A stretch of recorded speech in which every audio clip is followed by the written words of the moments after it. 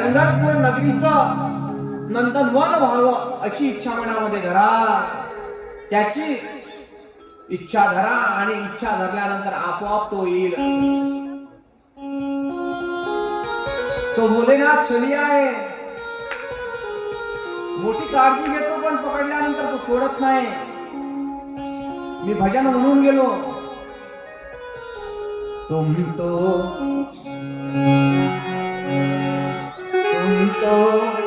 भोलेनाथ हो वादा करके भूल जाते हो. रोज रोज बोले तुम ऐसा करोगे. रोज रोज बोले तुम ऐसा करोगे. अंत को आप कब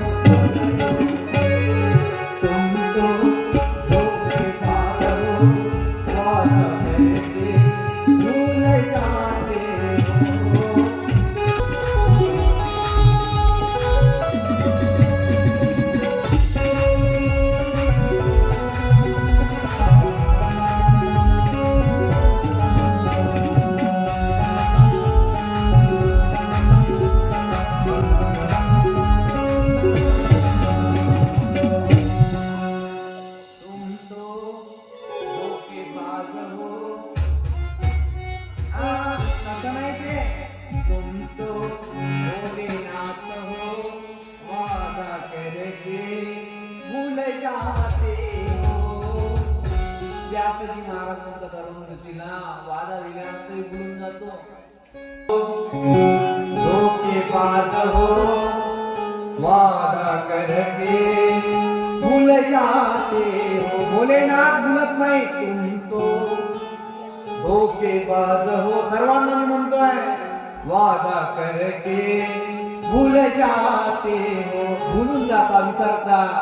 विसरणा पडावा तो देवा. म्हणून तो भगवंत आपली वाट पाहतो. आपल्याला जायचंय तयारी करायची आहे. वाट पाहे उभा भेटीची आवडी करुणी तातडी उतावीड. म्हणून तातडी करावी त्या कथेची. या शिवलीला ग्रंथामध्ये 5वा प्रश्न विचारण्यात आला शिव महापुराणाच्या अंतर्गत. आता 5वा प्रश्न अगदी सोपा आहे हो. 5वा सांगणं आणि 5वा मंत्र आणि 5वा प्रश्न. भोलेनाथाच्या जिने विष पचवून घेतलं होतं भोलेनाथाचं हलाहल नावाचं विष. त्या मुलीचं नाव काय? बघतो मी. सांगा तुम्ही अर्धा तास. धोखेबाज हो वादा करके भूल जाते हो. तुम तो धोखेबाज हो. आठवा लवकर. सल्ला करून घ्या. सल्ला केल्यानंतर सांगा. एखाद्या आपल्या गावात चंद्रकला असून ते लावून द्या त्याच्यात.